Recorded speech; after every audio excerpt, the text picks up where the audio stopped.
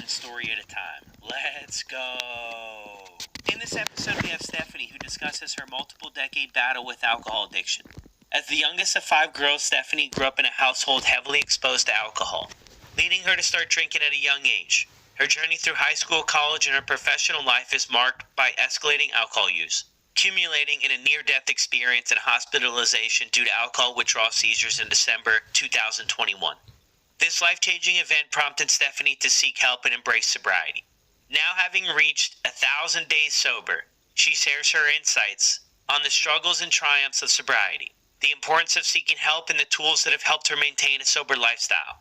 And this is Stephanie's story on the Sober Motivation Podcast. How's it going, everyone? Brad here. Welcome back to another episode. And as always, thank you for all the support. Things are just going incredible over at the Sober Motivation community. We've got over 130 members joining us right now as I do this intro for this podcast. And I want to extend the invitation to you. Until Friday, we're still going to be welcoming founding members of the community, which is going to give you a 2-week free trial and the lowest price ever offered for the Sober Motivation community. But there is so much more to it than that. So many people have joined the community that say, I didn't realize there was anything like this out there. A supportive community that accepts me exactly where I am. A place that's safe, without judgment, that you can share what you're going through and the struggles. And a lot of people are joining and they're sharing that they were so afraid to jump on a meeting, but when they did and they just saw the warm welcome that everybody gave them, it really changed their perspective for things and just made this whole sobriety thing so much more possible. So if you could use some accountability and some community and some support on your journey, join us. I'll drop the link down in the show notes below. I would love to see you there. I'm hosting 3 meetings a week. We also have some other incredible peer hosts and some other incredible coach hosts that are doing meetings, and there's a lot more stuff to come soon. So jump over there and at least check it out. That's what you could do for yourself. I know a lot of people that are joining, they're afraid of community, they're afraid of connecting with other people, but let me tell you, it's not a scary place. None of us have all the answers. None of us have it all figured out. We're working on being sober and a better person one day at a time, and that's the way we do it. So we would love to have you. Hit that link down in the show notes below and come and be a part of something amazing that is crazy to say that we're only 17 days into this thing, and so much magic is already happening. Also, if you love the podcast and you want to support it with a donation, if you're in a good spot to do that, it would really mean the world to help cover some of the costs of doing this podcast every week. I'll drop the link to that. The website is buymeacoffee.com/sobermotivation. Drop a donation there and help me cover the costs of keeping this podcast going. I really appreciate all the support. If you're not in a spot, as always, continue listening to the show. I hope you're able to get something from it and share with a friend. Share with a friend, share with somebody at your meetings or wherever you go. Let them know we're out here, the Sober Motivation Podcast. Stephanie, too, who's coming up on this episode, is a member of the Sober Motivation community, and she's incredible to have. Also, this episode is available on YouTube for the video version. I'll drop that link as well down in the show notes. But let's get into this episode shortly. I've taken the device everywhere with me. It's gone on camping trips, holiday vacations, even Iceland. It was really useful for when I wanted to travel. I wanted to be able to visit friends and really be able to live my life. These quotes are from SoberLink users who have found peace of mind while enjoying vacations, even in early alcohol recovery, when traveling can feel scary. Maybe you're nervous about being away from your support system, or your loved ones are concerned about a possible relapse. That's where SoberLink comes in. Here's how SoberLink keeps you accountable. You'll test at scheduled times each day, 2 to 3 times a day. Facial recognition confirms your identity. Tamper sensors detect any attempts to cheat the system. And instant, easy-to-read results are sent directly to your loved ones, giving them peace of mind while you enjoy your time away.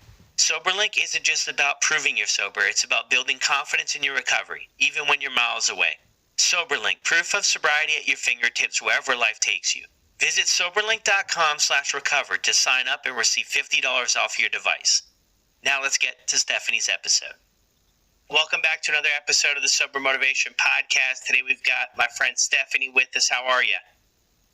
I'm great, Brad. Thanks for having me. Yeah, of course. It's been a long time coming, I think, for you to jump on here on the podcast and share your story with all of us. So what was it like for you growing up? Yeah, for me growing up, I had a really good childhood, actually. I'm the youngest out of 5 girls. I grew up in central Wisconsin, and I still live in central Wisconsin. I'm 43 years old. My parents were great. I was really close to my father growing up. We did a lot of stuff together, fishing. We had a lot of bonfires together. He was my best friend, really, when I was growing up. I grew up in the middle of nowhere. All my sisters were a lot older than me, so he was my buddy when I was real little. And my mom I was close to as well. She was a good mom. But we always had alcohol in our family, where I was very exposed to it very young. My dad was an alcoholic, and one of my older sisters is an alcoholic too.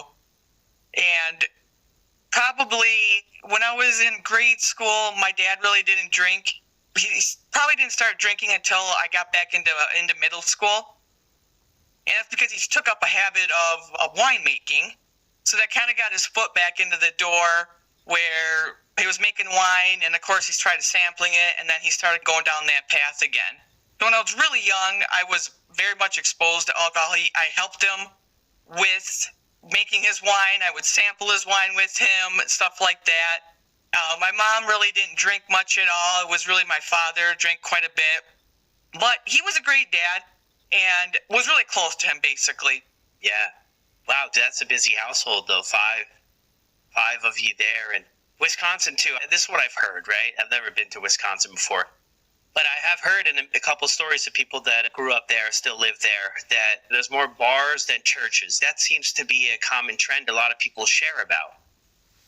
Yeah, for sure. It's such a big culture here in Wisconsin. Like you said, you can go drive through a small town, and you can blink and you're through it, but you've already passed 2 bars in a church, like you said.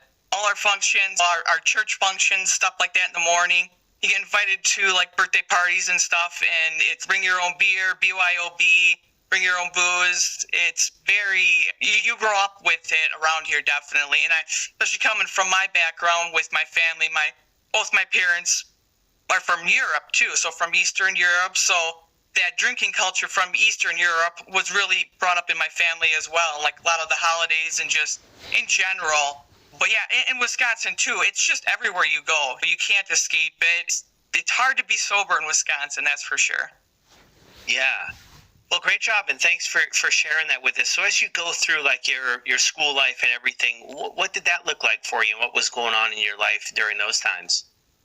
Yeah, when I got to high school, an anxious kid, I was very nervous about going into high school because I grew up in the middle of the country. I didn't have a lot of friends growing up, so I was really eager to make some friends.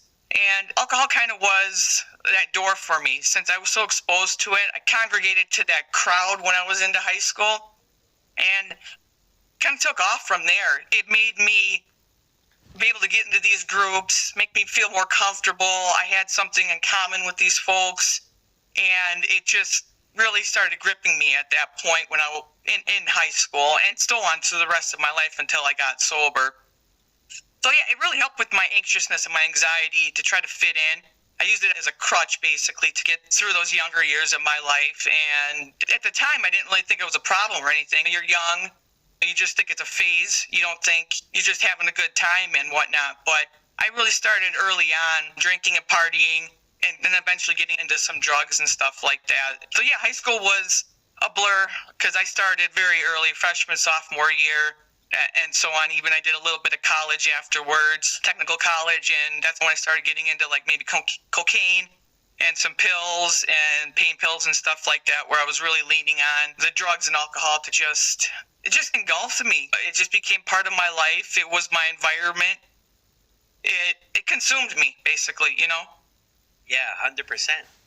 So a lot of people share too, right, that struggle with alcohol or drugs further down the road. They share a little bit about being uncomfortable in our own skin in a sense. Is that something like what you're talking about with the anxiety maybe of those earlier years, trying to find your way? Where do I belong? I always ask myself that question, like, where do I belong? I wasn't a skater. I wasn't into the goth crowd. I didn't play sports, so I felt like there were maybe 5 places I wasn't really hitting the books like I should have been. That kind of left me of hanging out with maybe what we would consider the troublemakers a little bit. That's where I found my place. But would you say you could relate to that at all? Like just feeling uncomfortable in your own skin in any sense, or no? For sure, yeah. I definitely wanted to fit in just like you. I remember you talking about like your soccer practice. You wanted to get on the team and you were not able to get on that team, and it was just such a big blow to you. Those little things like that, where you get those little rejections when you're younger, like that can really be soul crushing to you when you have your hopes up and you're trying to fit in and find your way in this world, and you're just confused and you want to be comfortable just like everybody else. And I think so many people are like that. We all are like that, but for some reason, us addicts,